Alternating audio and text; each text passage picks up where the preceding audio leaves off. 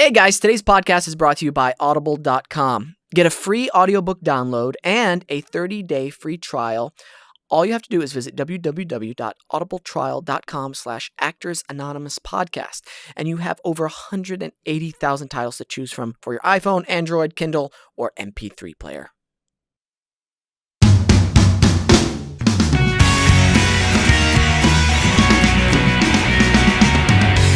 Hello. Welcome to Actors Anonymous Podcast. I'm your host, as always, Wesam.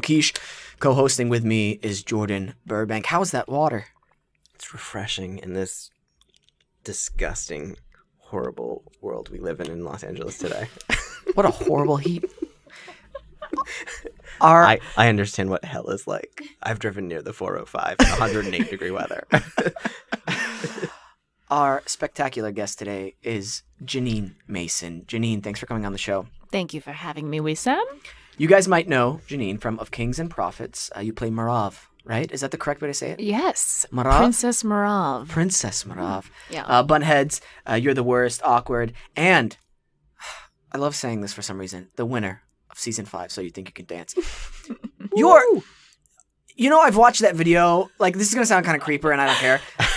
A few times. And by a few times, I mean a lot of times. Because when you did those, and you've heard this a million times, I know, but I just want to say I love it. But Thank you. I come from a martial arts background, so I get the technicality you get behind it and the physicality and the mindset. So the number of spins you did, my mind works in a weird way. So I was like, oh man, her feet are so calloused in that one part.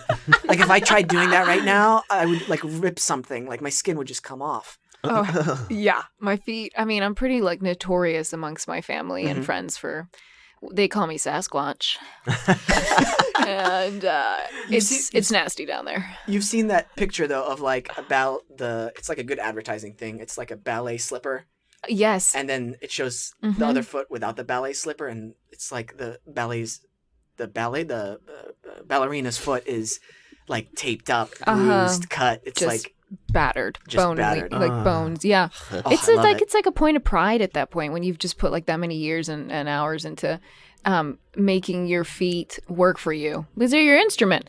Yeah. So, I mean, even though I'm not nearly as full out in the dance world as these ballerinas are anymore, but I still kind of when my feet look real nasty after a class, I'm like, yeah, they do. I'm good. Taking pride. Are you familiar with Anthony Bourdain? No Reservations, I I believe? love him, and I want his job. Amazing. It's not Beyond Borders, his new show. What is it? Do you guys know what I'm talking about?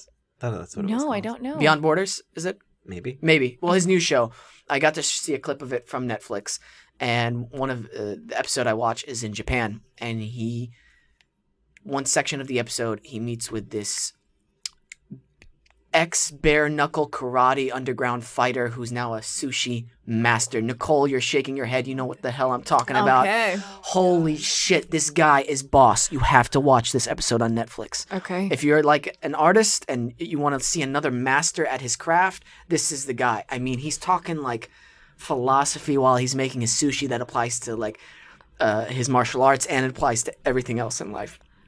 Absolutely incredible. But his knuckles, I mean, you just look at him and you're like, oh yeah, you used to beat the shit out of people. Yeah, I could so see that. This guy's hands have broken bones. Oh yeah, it's absolutely amazing. But at that point, I mean, it is a point of pride because you've put in so much work and blood and sweat and tears into it. And hopefully it's not on the food. Oh God. Well, that leads me to an amazing moment I had this morning in my yoga/meditation class I was taking. And my teacher, she said, you must have quality in your action. Mm-hmm. And she wasn't just referring to moving from pose to pose, being aware of your body, what's doing. Oh, by the way, she said a word which I didn't know existed. I learned a new word today. Let's see if I can pronounce it correctly. Proprioception, which means having an internal awareness of your body.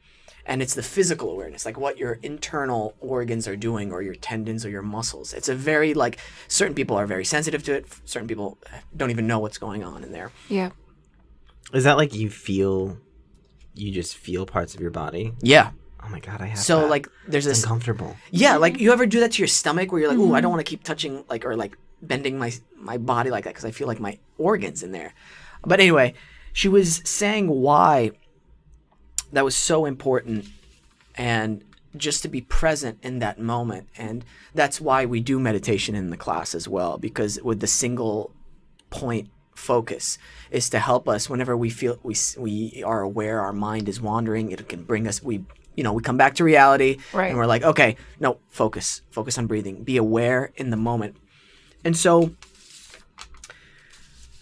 I started doing some research on the interweb, and I came across a Reddit forum, and it was talking about how this young man, he was meditating for 2 years. He was in college, and he said, it's helped a lot with my anxiety and depression, but now I've had an adverse effect from this type of like meditation practice or whatnot. Basically, he was practicing Buddhism as well. He had these goals and these things he wanted in life. And every time he tried to like go after them, he lost the motivation for it. He was like, you know what? I realize it's not that important. And it kept happening, like things he still wanted. He's like, it's not that important. And he realized, I don't want anything out of my life right now. And I'm just meditating and just being content of where I'm at. And so this other person commented, and he was saying how it's so important to have the correct type of motivation behind your practice and why you're doing it, and to have motivation in general, because that in turn can create this adverse effect, and you can kind of actually have more anxiety at the end of it, where he's kind of like in this weird circle, this guy. And I thought that was so interesting, because it's like meditation should be a tool. It's not the path itself. So my question to you is, first of all, what is your motivation, and how can somebody strengthen that motivation? You know what I mean? Like, let's say that they're like, I want to be an actor. Let's take that simple stance. But it's like, why do you want to be an actor? You know what I mean? Like, what are you doing with that? Yeah, it makes you happy, but you can find other things that make you happy. Why is it important to be happy? So I know I've branched out extremely large with this topic, which is following you right now. I'm with you. But for you, what is your motivation behind why you're doing what you're doing right now? I mean, I love this. And it's really, it started as simple as that. I mean, I was 7 years old when I, realized that I wanted to be an actor. And it always goes back to this is what I'm meant to do for me, and what makes me the best version of myself. I think I'm the happiest I am when I'm getting to be creative and artistic. And a lot of it has to do with being a storyteller and loving being a part of stories. Right. And I understand now why so many actors are activists, because it's changed me as a human, being able to put myself in those situations that are so far from me, where I now have empathy and compassion like I didn't think my heart could ever hold, So I think that the fact that this is making me a better human means I'm doing the right thing, and I need to just keep doing it. Back to the quality and action thing, were you very present in those moments, like whenever you're doing what you love, and those like, I call them the golden moments. Were you extremely just present in the moment at those times, you think? Oh, absolutely. There's something about being like in a scene with another actor, looking into their eyes, striving for just an honest moment, striving for life, right? And those are the moments where I feel just most grounded. Right. I think even in my own life, probably because of insecurities and doubts and trying to please and being a woman and am I being attractive right now? Right. All of those questions, I think I often feel in my own life a jitteriness and sometimes I'm cooler if I'm like with friends or with my mom or with my sister, just like shooting the shit. But generally there's an anxiety with living that for me, when I'm in a scene and I'm certain about what's happening with this human, who she is, what she wants from this person, I feel so grounded. But That's awesome. How do you do that? You know what I mean? Because you are saying that it's all these impossible. like fucking anxieties. Like Yeah. a few weeks ago, I'm being very open here, and Please. I wasn't even going to mention this. I was in my shower on the ground, like sitting in my shower. You know those like scenes you see in movies where people are broken down completely?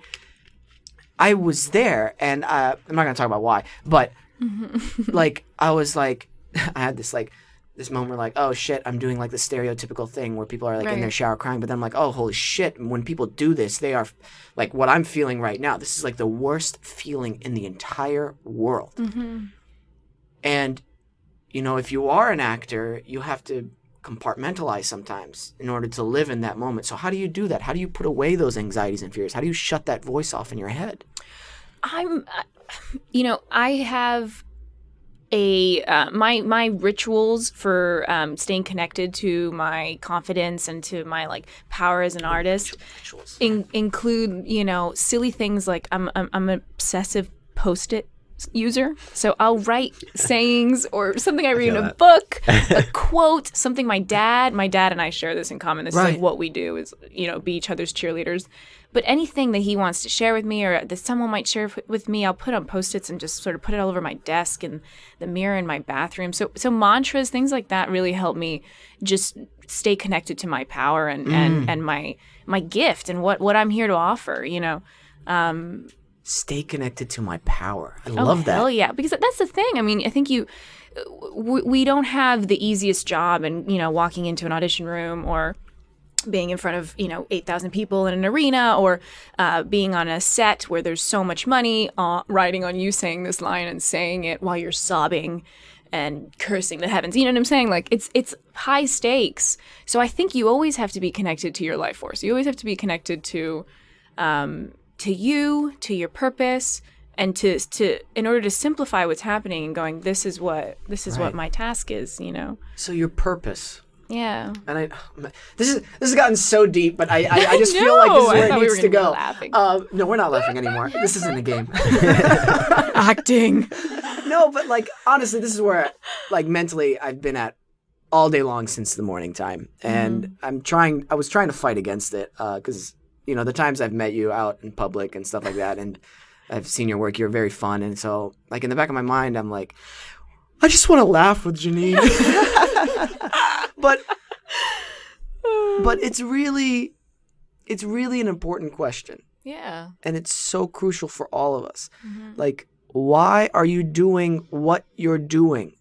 What is your motivation behind it? Is it strong enough? These are all acting questions that you ask your character, but you have to ask yourself these questions, or otherwise, whenever the shit does hit the fan, or you start getting in this negative mind space, you have something to go back to. You know what I mean? Like, no, wait, like my family's important. I'm doing this for my family. Or no, this is my passion. I want to help people. I want to be of service. And having those things so grounded helps you fight against those anxieties, I feel like. Absolutely. I mean, I feel really connected to kicking ass in this industry to make myself proud, but also as to make women proud, to make young women proud, to make Latinas proud, to make my family proud. It's not always built for us to succeed, and I think that each of us have certain levels of things or amount of things that maybe we're working against us, and often those are the things that are actually working for you. So embracing all of that is really what I try to stay connected to. I try to go like, on days where I feel like the world is against me and I'm like, oh God, I'm not going to get this part because I'm too, you know, short or I'm too whatever. I just think, you know what? I am a whole artist and I have a lot to offer, and I'm just going to go in there and I'm going to ask for the strength to show myself fully.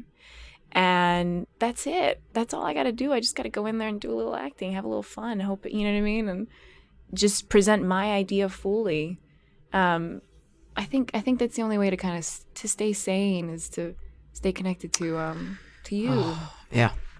I'm curious with your motivation, especially just because of some of the projects that you've done, like Bunheads. Like that's got to be a taxing, because it's not just about the performance as an actor, but your performance with dancing. Like how involved is that process? And like what is it that keeps you motivated in something like that? Yeah, I love challenges. I'm kind of a masochist in that way. I like to lean into like fear. If something is terrifying or if a project seems really daunting, I'm the first person to be like, oh, I need this thing. So for stuff like that where I get to be physical, I love that. You know, I was just chatting with Wesam about this independent film I just shot called The Archer, which was the first time I got to do something where there was a lot of action, like running, and I felt like Michelle Rodriguez. You know what I'm saying? Like, it was awesome. That any sort of all-encompassing role, something that's going to require a sort of physical transformation, or maybe I have to learn an instrument, or there's a dialect, you know, like working on standard British of Kings and Prophets was so fucking awesome. Like, so I love a good challenge. I think it's especially now in my career, like being 25 and going like, okay, this is the time to fail, like to reach for the stuff that seems impossible and see how it lands. I don't know, you know. Did you Go always big or have? go home? Yeah, totally. Were you in dance when you were little, or in physical activities? I started when I was 3, and I love it. And with Bunheads, it was so fun to get to do that. It was definitely hard, but I think it added to the community of the whole thing. I mean, we only did a season, but we were so close, all of us, and that's because when we finished our shooting day, we went straight into rehearsals. I think I'm in the rhythm of that like, you know, that's when you start getting delirious and tired and silly, you know, like with how you did with your teammates in high school. I mean, that's when you're team building, you know, that's when you're bonding. Do you have a lot of opportunity within projects like that to improvise, or is it strictly choreographed to a T that you guys have to actually perform it? That was really choreographed. Marguerite Derricks was our choreographer on that show, and she's so talented, and we got to do so much on that show that it was fun. Yeah, but yeah, I mean, with The Archer, it was like running and, you know, weapons, and that's the kind of stuff that would be that I hope I get to do more of. Yeah. Stuff. Did you train in that when they had you on it? Did you have to like go through any processes? I did. I had to go through. I mean, I like to put myself through boot camps too before gigs and sort of go, okay, let me guess what I need. And with that one, I was so pumped to just go. So I was throwing myself off of rocks, and I was like, I don't need a double. I'm good, you know. And by the beginning of week 2, my knees were like black and blue, and I'm like, anybody got pads? Anybody got pads? Please, for the love of God. For the love of God, pass me I'll take a long socks at this point. But isn't that incredible? Like physical action, how much that helps me. It's ridiculous. The only 2 things that really clear my mind whenever I'm anxious is gardening, because it's just super non-acting related. It's super zen for me. It's just with nature, and I love it. And working out, and like extreme workouts. Like, you know, you did boxing, like boxing training. So those kind of extreme workouts where you feel your heart is about to come out of your chest, and you're like, I'm gonna die if I keep going. Yes. I love running up like mountains, like on our trails, like Wisdom Tree or Runyon. Just running up is like, I am physically. Sometimes I'm like, oh yeah, this is where I die. I've gotten to points where I just like, I'm like on all fours, and I'm just like breathing so heavy. People probably think like I'm dead. I've heard of your crazy runs up Runyon and stuff. I would not be able to keep up with you.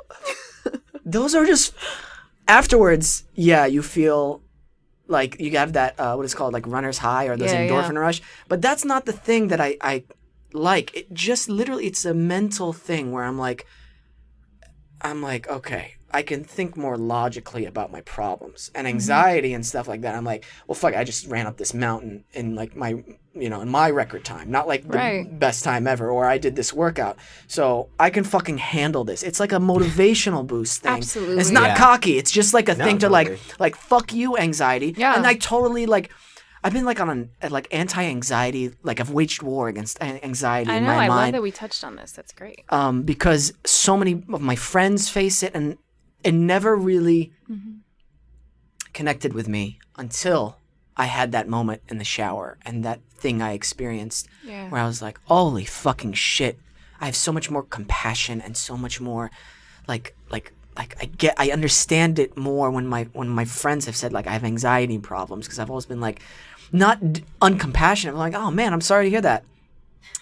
Like, Right. anything I can do? Like, I feel like a douche saying it, but it's because I didn't experience. I don't understand the full weight of it. But when I do now, I'm like, oh, let's fucking get anxiety. Let's kill it. You know, let's go out. We're going out tonight or something like that. Because, like two of these people in this room I consider good friends in here, and like There's 3 of us. This is really awkward. Jesus, Wesam.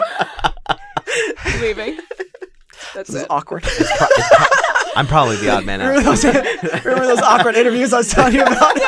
Oh yeah. Two people in here I really like. Anyway, As he gives me a stare. no, but like Oh god. now, like I would hate for them to be in that situation, Absolutely. and so that's why I think it's so Absolutely. important for us to touch on it when our listeners are our actors who are facing that shit, and out here in LA, as we all know, like it made me doubt. feel good whenever you were saying like, absolutely. I mean, that's the fun. I think being 18 and being in Miami, Florida, which is where I'm from, and being so certain that this is where I needed to be, anxious to get out here and to get started, I had so much energy off the top, so much determination. Yeah. I was ready to tackle this. And I wish someone would have told me, prepare yourself for doubt, because doubt is a part of every artist's life. You're always going to have a relationship to it.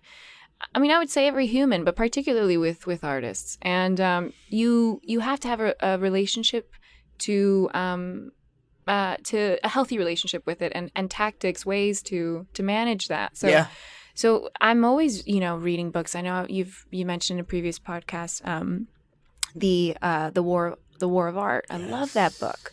Daring Greatly, Confidence Code for Women. Oh my God, if you're a woman and you're an actor out there, go buy the Confidence Code. This book is amazing. It just equipping yourself with knowing it's all fear-based. Mm-hmm. It's not rooted in reality. The reason it is doubt, the reason it is fear is because it's not happening. So why are we even paying attention to this noise, this voice? So I'm always working on that. Because I know it's the evil. It's the thing that's trying to stop you from doing what you're supposed to be doing. Absolutely. Well, I'd like to actually touch on this. It's getting better. I feel like the inequality in our industry between male and female. I'm a feminist. I love this talk. As a male, it bugs me because even with this issue that we're having in our country with unequal rights for people's sexual orientations or how they identify, it just bugs me. Like, whenever, like, what is it? I'm trying to find. I'm sorry if I'm not being PC, but like when gay people got the right to get married, right? Mm-hmm. And by the way, if I say anything that's not PC, I don't mean I'm un-PC or whatever like that. LGBTQ. Okay. But no, I was like, in the back of my mind, I'm like, yeah, this should have been done years ago. Like, why does that matter? Who somebody wants to marry? Mm-hmm. Like, we have much bigger problems here. And now, like, the inequality in our industry, as it's getting better, I really like working with, I don't want to say, this is going to sound weird. And Go for it. I'm Rip the I don't know Band-Aid why off. I'm hesitant. Just say it and we'll fix it. We'll fix it. Female counterpart. Right. Because there's like a yin yang to it, and I know that sounds so, but anyway, there's like this symbiotic relationship, I guess you could say, or this really interesting dynamic whenever you meet somebody from the opposite sex and you guys hit it off, and it goes beyond the physicality, like, the way we look or like gender. I don't know. It just becomes sounds like attraction. No, I'm talking about when you're working with them. Right. Because but that motivates I feel like that motivates me as an actor, because I'm like, ooh, that's something like that's something you have that's special and Right. that's feeding me. And I hope that I have something that's special that's feeding you, rather than seeing it as it's not different. I'm being very feel like- muddy here with my words, and I hate it right now. But I don't mean attraction as like, oh, I like you, you like me, let's date. I'm saying like, I think that what you're saying is that it's almost like you were saying on a symbiotic level, like there's like some type of like chemistry between the two of you that it lures you into working with that person. Right, and As it's on an opposed to- equal but I level feel too. like that- It's not like one is better than the other. No. Yeah, It's yeah. just I think that comes with a level of attraction and not in any way sexualizing something, or maybe it is. I don't know, but I think it No, comes to a level. me, No. I'm not Yeah, saying. I mean, I'm saying it can, which is why people in Hollywood date. But I think that what you're saying is sort of like, for you, finding that strong connection to somebody else and being able to have something that seems super strong than just like working in a scene with somebody. It's like you feel an actual relationship in some type of capacity with that person that makes you strengthen that bond in acting. It's becoming more of, I'm stripping away. This is so tree hugger, and I don't care. Stripping away like the body, and it's just like, oh, this is another artist who gets it. You know what I mean? And we're working together, but what you have is so special, and what I have is so special. So that's why it bugs me that, like, fuck, why are we still in this fucking shit where it's like, well, she's a woman, she shouldn't get paid as much. It's like, what year are you living in? Yeah. Like, it really bugs me. Because you're talking about acting and the other part is producing, and sometimes producers are dicks. It shouldn't be We like have some that. insight. No, I mean, listen, I think what I would love to happen is for us to get to a point where we are seeing breakdowns and we are seeing scripts and everything is just gender neutral. And we're just going, we're doing an NBC sitcom about a, kooky person who, is a cat lover. And it's like, who's going to be the best for that? Or whatever the hell it is, Yeah.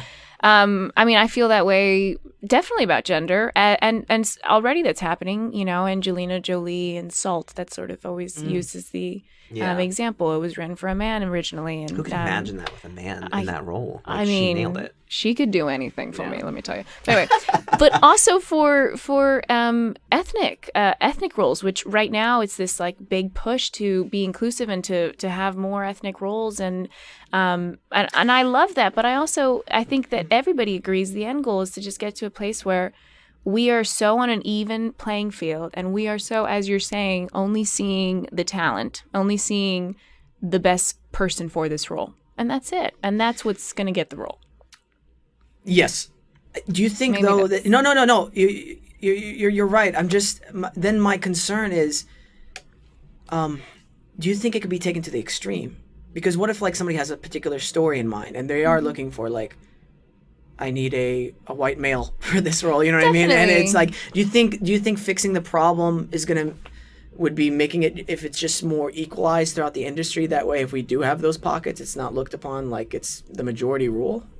No, I mean, listen, if you have a story that's, about three girls working, at a magazine or something or whatever it is, you're looking for women. But I think the objective is to, for those roles that might never be thought of outside of the typical or stereotypical options, that there's at least the room in the casting to go like, well, we'll see him and we'll see her, and you know what? Sure. A little easier, I think, making the process. I think it's getting better, right? I do. It's the same way where you see people that are like, producers or creators that will see an actor and be like, I want to write a role for them. Right. Like, I know Joss Whedon, when he was doing Buffy, knew about, what's her name? Michelle Trachtenberg, who was a huge fan of the show. And he was like, I like you so much, I'm going to write a character for you, and introduced her into it. The same thing with Chris Colfer for Glee. He wasn't an actual character in it. And when he like went in for the like audition, they were like, you look like a little Hummel statue. And they created, his last name's Hummel on the show because they added his character in because they liked him so much. Wow. So it's just like, I think that we're slowly getting to that level of, it's still like miles upon miles to go. But I do think that part of that comes from inspiration when you see someone come into the room. But I think another part of it is also realizing that people want more than what Hollywood's giving them. Absolutely. And we're not like, I mean, a majority of like, I think the idea is a lot of people, when they kind of make something that they want to make a lot of money with, they want to make it very neutral and safe, and not really, and like safe in air quotes because we're on the radio, but just on a level of like, I think people are afraid to take chances. There's the whitewashing video on Last Week Tonight, and it's an amazing video. We talk about it. It's on our Actors Anonymous news segment that we have going up. And one of the things they talk about, and I forgot who the director was, but there's that movie that came out that was like about like, it's not Gods of Egypt, it's the other one where it's like Ramsey versus and it's literally what's his name, Christian Bale and another guy, and it was literally an Australian and a British guy, and they're the two leaders of Egypt, and it just makes absolutely no sense. And the director said, if I put Muhammad so and so in this role, I wouldn't have sold seats. Absolutely. And that was like, working on Of Kings and Prophets, that was so lovely. First of all, it was a biblical series based in the Old Testament. And we had such a multicultural cast. We shot in Cape Town, South Africa. I was there for 6 months. And I was one of 2 Americans on the project. And even still, the other American, Haas Lehman, who played my older brother, Jonathan, and I love him. Shout out to Haas. He is he's Lebanese American. So he actually is new to being, I think he's been in the States now for whatever it is, 10 years. But it was like we had primarily UK cast, a couple of Belgian, a lot of, Middle Eastern cast members, so many South African cast members. We had people from New Zealand. Like, it was just the loveliest actual reflection of that period, of the faces, and like looking out into that crowd of extras that are, yelling at the stakes, and all these beautiful colors and faces and shapes. And I don't know. It sold me immediately. As the actor, I was like, oh shit, I'm here. This is it. like this is David's coming, Like it's happening. It's slow, but it's happening. Beautiful to like work with so many people all over the world that have probably different approaches to their like method of acting and everything like that, and that must just be so interesting to like try to be not like competing, but when like you're in a scene with someone and you think maybe they're like really performing on the spot, and you're trying to like either keep up with them or like have this pull of back and forth. Like, I imagine that entire set must have just been fascinating. It was so different, all the approaches. And I mean, Ray Winstone was the lead of the show. He played King Sol, and I've always just been such a fan of his. And he's such an epic actor, and what a hell of a career. I mean, to like stand across from that man was really, I mean, the idea of it was daunting, but then once you meet him and he's just like, like just the most like delicious man on the planet, you're like, oh, he's just another actor, and he just wants to do good work. We're both here because we don't want to fuck this thing up, But you had said earlier about like, feeling as if it's a symbiotic relationship and really connected to another actor. Right. And for me, it's interesting because I do sort of, I'm still figuring that out for myself. I'm still navigating that, because I do love it when I work with an actor who speaks my same language, who we've trained together, we maybe work with the same coach, or we is open to like talk about it. And I love that. I have my group of actors who I've trained with since I came out here, who we do theater together out here, and a couple of times we've ended up on like the same shows or something. And then it's just lovely to work with someone who you like, there's a shorthand. It's like, exactly like, oh, this is okay, great, done. But then the other side of it is going onto a set and meeting someone who absolutely does not, and going, okay, this is interesting. Like, I want to respect you as an actor, and I hope that you would respect me. So it's always feeling out like, do you want to talk about the backstory, or do you want to like, and that's always an interesting thing to navigate, is to figure out, particularly, when you're working on something that's really loaded, that absolutely you might want to check in with someone. I'm still figuring that out. What do? Do you sort of check in like that? It's been a learning process. Totally. And it depends on each set. It's different for every single person I work with, especially with even on Awkward, you know what I mean? When I had my couple scenes with Bo and Jillian, it's so interesting because, as the show progressed, I got more, we had more scenes together, and they were more in-depth scenes. So, like, for Jillian, for example, we had a making out scene. And so that was my first make out on camera. I've never kissed a girl before. Why didn't we talk about this last I week when she was on the know. show? Because I'm loved shy. I get shy sometimes. But no, I was like, hey, so I don't know the process or what exactly to do. So we're just going to kiss when we actually shoot, right? You don't want to rehearse that part. Absolutely. And she's like, oh, no, we can kiss when we actually shoot if that's okay with you. I'm like, yeah, that's fine. Cool. Totally. Yeah, like I didn't want to be like Tongue rehearsing. darting. Wait, this is hilarious, Wesam, because I also kissed Jillian on Awkward. So I feel like we missed an opportunity to decide who was the better kisser. Can we tweet Can we at get- Jillian can we right get a- now? seriously, let's get a Let's get her poll on going. the phone. Can we get her on the phone? We're gonna No. get a poll going. I'm- Who had the I'm better tweeting kissing right now. scene with maybe, Jillian? Maybe after the break she'll respond. I'm just Okay, saying. okay, we'll take a quick commercial break, and when we come back, we'll find out who was the better kisser. My money's on Jeanine. Oh. Okay, listeners, imagine this.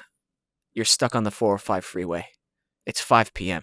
Traffic is bumper to bumper, and then you're thinking to yourself, man, I wish someone could read me The Hobbit, unabridged by J.R.R. Tolkien.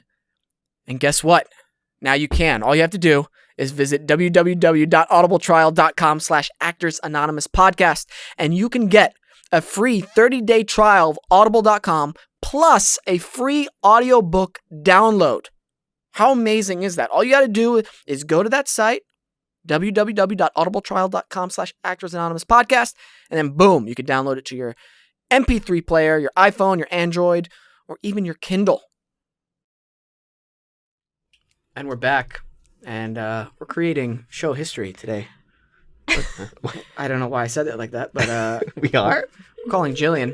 We are calling Jillian. I'm pretty sure we can figure this out. Oh man, I will kill her if she picks you. What if she's gonna? She's gonna screen your call. Hey, I just got your text. Hey, Jillian, how are you? You are, just so you know, we got Jillian in the studio right now. We got Or we just- almost. we got Jeanine in the studio, and you are live on air, and we needed to know who was the better kisser. I just saw your text. I was about to tweet you back, but being on air with you is so much better. Oh yeah. So we are chomping at the bit. Who was the better kisser? Sam, I don't kiss and tell. It was you for sure. I am. Jillian, we are gonna have it out, girl. Thank you, Jillian. I'm totally shocked by that. Totally humbled. Thank you so much. You're so welcome. Who's your guest right now? Janine. It's me, you bitch. Oh, come on. Did my answer, Jeanine? I changed my answer. Oh no. Oh no. That was a mean prank, Sam. It's okay. it's- I'm gonna give you a round two, Jillian. I'll convince you. All right. Okay, Jeanine, you have wonderful soft lady lips. Thank you, sweet lips. Thanks, Jillian. We'll take you out to lunch, all three of us, sometime. Oh, great. All right, bye, you guys. Bye. This is No pun intended. hilarious because now I'm thinking there are quite a few disgruntled actresses who are let down by my kissing because I've actually played a lesbian 4 times, guys. 4 times! You said you like a challenge for a mean- role. I mean, this is so like, spoiler alert, I'm actually straight and I don't know what this means. I'm just gonna let that sit on the table. I don't know what this means. Just keep trying. Force it. I mean, It's a- Eventually I it swear, happens. It's like a joke. That's how now. it works, right? It's like Yeah, a from joke experience, I'm telling you, now. that's how it works. You guys. No, I honestly love it. You know what's interesting is I have thought about it because I went like, what does this mean? Like that's sort of like at that point you start to think about like what is there a common thread between these characters? And I will say there is. And I think it's at least the 4 lesbians that I've been asked to play, 3 on TV and 1 on a film. Mm-hmm. And they've all sort of had what I describe as a groundedness, a sort of like I just do me. I don't really give a fuck kind ofness. They know what they want and they're very like in their dialogue, they're very direct. They're very like, this is what I'm into. And so it even on Awkward, I think her name was Shane. Yes, Shane. And she was very like, yeah, this is what I'm into. And I thought that was really interesting that lesbians on these TV shows that I've been on have always been portrayed as people who are confident like that and just sort of like speak from their gut. That to me speaks to what you were talking about earlier about your motivation and how you're always taking on a challenge and you're not afraid to be upfront and like go after something. And I think that registers very well with those types of characters where it's and I think that's really empowering too when you see someone who is, in our what? Oh no, I was just Nicole. You're the finger thing. Sorry, I'm totally distracted you. Just having my own little moment there. Dance. And when I'm bored, I just do like finger puppets all over the table.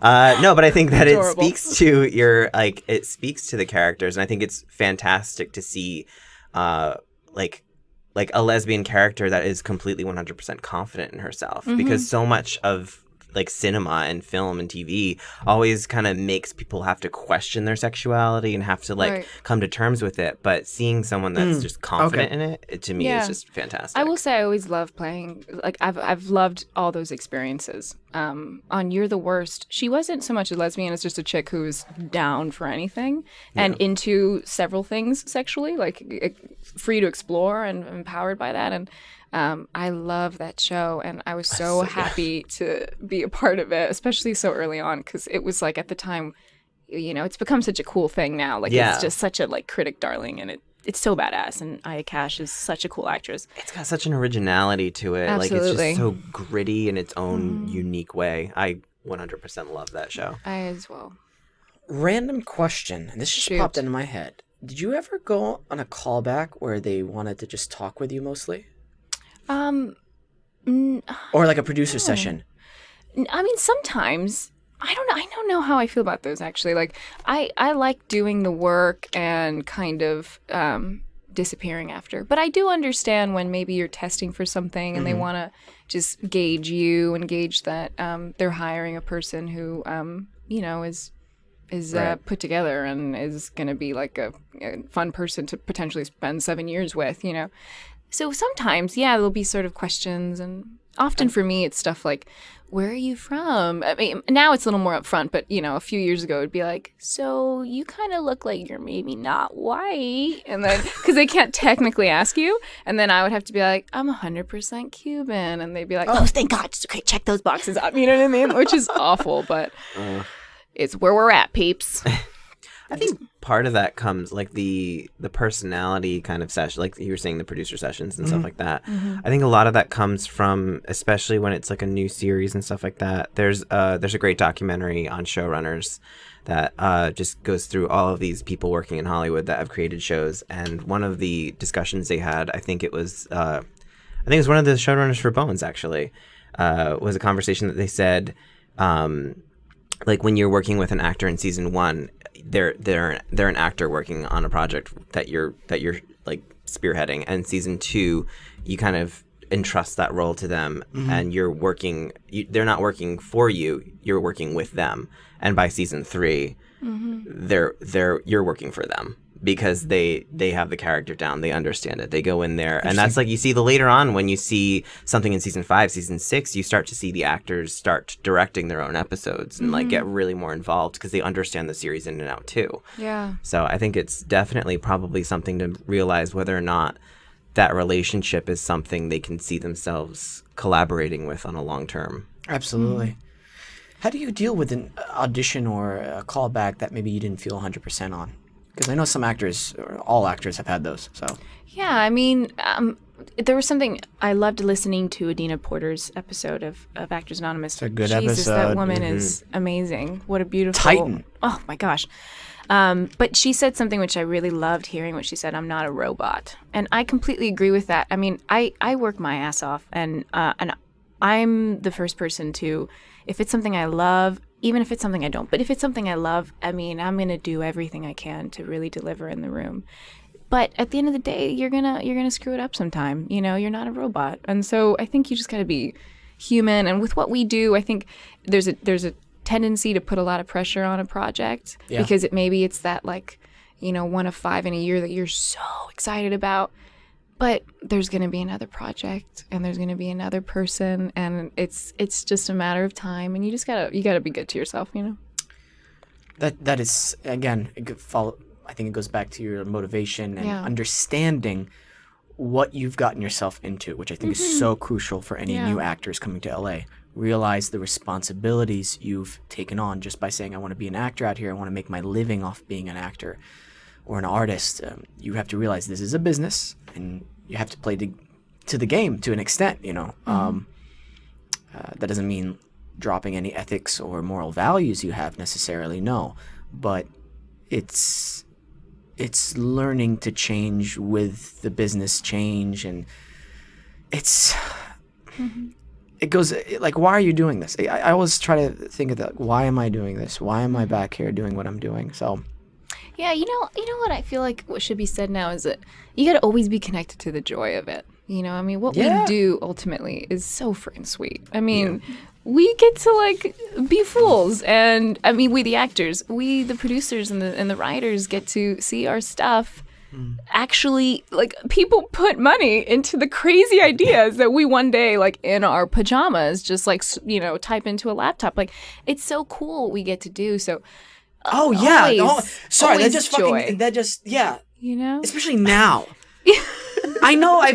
Like, think about it. Like, look on your phone. Absolutely. Like, the amount of money. I wish we could have like a statistic over the last 50 years, how much money has been put into TV, film, and web entertainment. It has to be into like too much. The trillions. It has to be. There's no way. Yeah.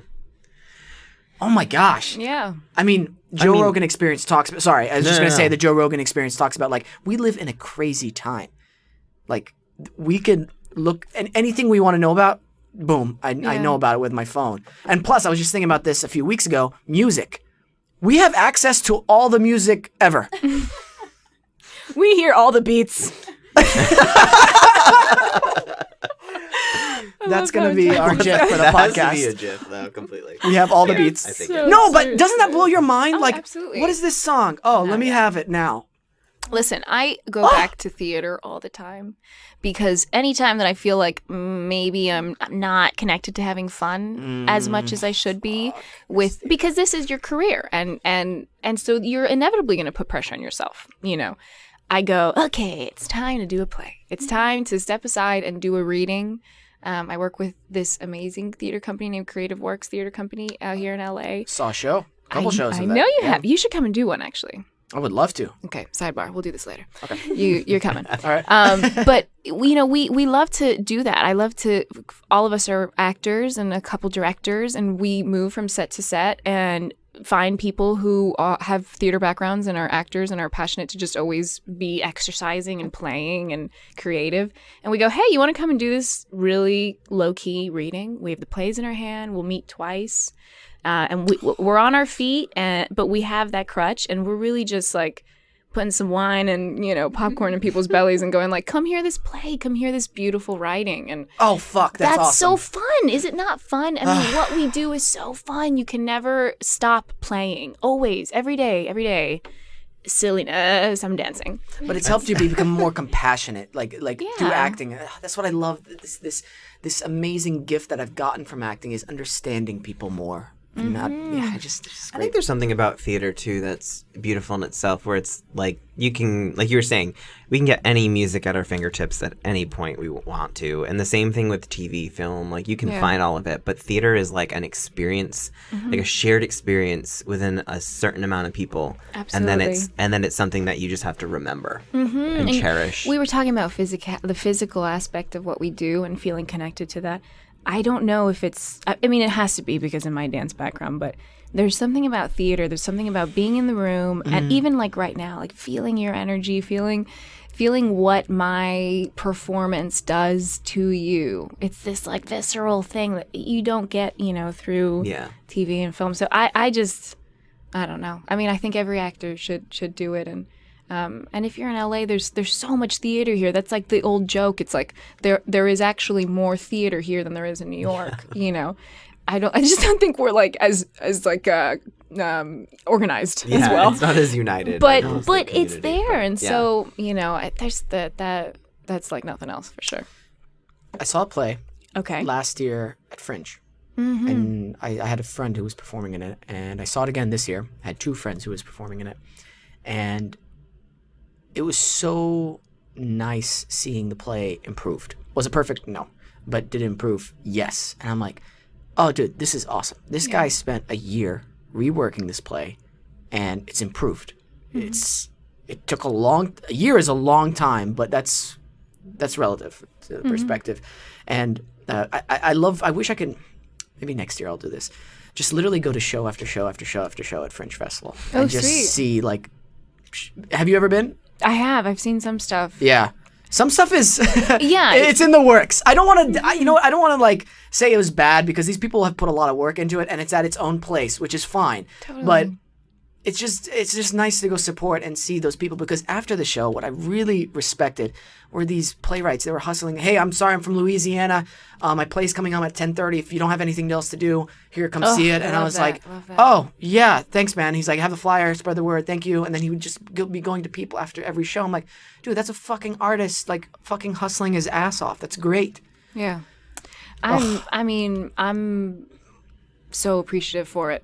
It's such a tool for me. Yeah. I mean, it's indispensable. But, you know, I had been working on a standard British accent for a couple years just because I was like, I'm not an actor unless I have a handle on standard British. And so I was working with a dialect coach, listening to CDs.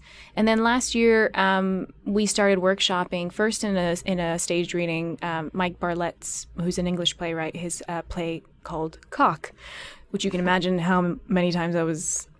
hey, okay, so meet up in 5 for cock rehearsal. Like, it was a lot of those. But anyway, Me and Jordan. What? Stop texting me that, by the way. I don't want to.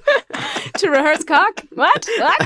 But anyway, we did this play and we put it up last year. Myself, Josh Zuckerman, Todd Waring, and John Colley, and Michael Wilson directed us, and we put it up at this theater on Pico and Robertson at the Michael Wilson Theater. And I spent, oh my God, maybe 3 months really every day with this play and working with these actors and this dialogue and this dialogue and this dialect. And it was this really wonderfully serendipitous moment where it happened to be recast season. My pilot did not get picked up, and you go into that like frantic, let me try to get another show, let me try to get into something. And that's when the audition for Of Kings and Prophets came up. And it was just this perfect thing where I went, oh my God, I've essentially spent 3 months speaking with a standard British accent. And now I'm walking into this audition room and holy crap, the universe was working with me. I was proactive with my career, and I took care of myself, and I just did something that sounded like it was going to be fun, and now it's helping me out, and I don't know. I fucking love that. Don't you fucking love that? But Isn't it's that also amazing? your attitude about it, because you didn't like have this negative attitude about it. You know what I mean? And I think that plays such an important part for an actor. Like, there are the facts that you can't change about your life. That's it. Those are facts. You can look at it one way or the other. You can be positive about it or you can be negative about it. And it's just every time I see it happen for other people who are positive things happen. People who are negative things happen. Even if a positive thing happens to a negative-minded person, they see the negative in it. That's it. And I'm like, dude, you are in a shithole right now and you don't even see it. And so it's so important. Again, it goes back to awareness. And anyway, we are running out of time. Damn it. No, it's all good. This In was the lovely, time guys. we have, what did you do to your hand, or is that a fashion statement? You want to really know? I do. I was sparring in my Wing Chun class. I was fighting. That's my favorite sentence. All podcast.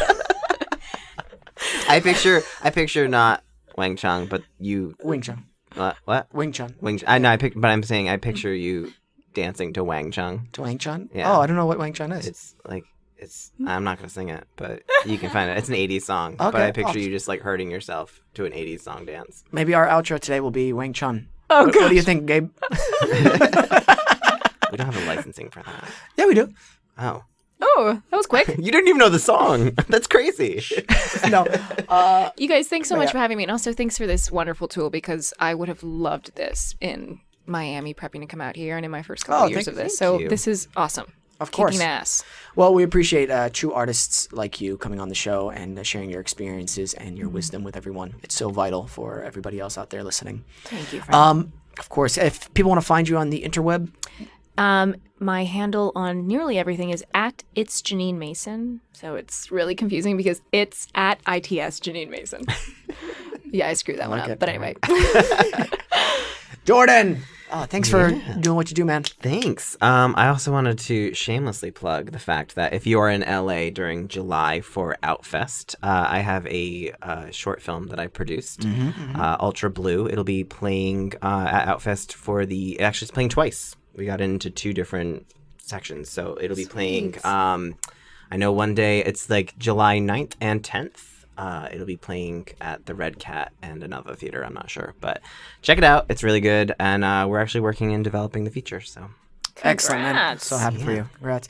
Check out our Actors Anonymous news, our new weekly actor news section and branch of the podcast. starring our host Nicole Boucher. Super awesome. Super awesome. It's really good. I Badass. like it. And thanks to GVB Radio for everything that you do. Thanks, Gabe. Nikki. It's at Nikki592, right? Yeah, of course it is. I've said this like almost 100 times. About 60 of them you got right. Yay! That's a good percentage. I'll be positive about it. Positivity. At Wesam Kish, my handle. Check us out at actorsanonymouspodcast.com. Always remember to listen, think, and then talk. And a big thanks to audible.com for sponsoring the show today. Remember to visit audibletrial.com/actorsanonymouspodcast and you get a free audiobook download and a 30-day free trial. Check it out.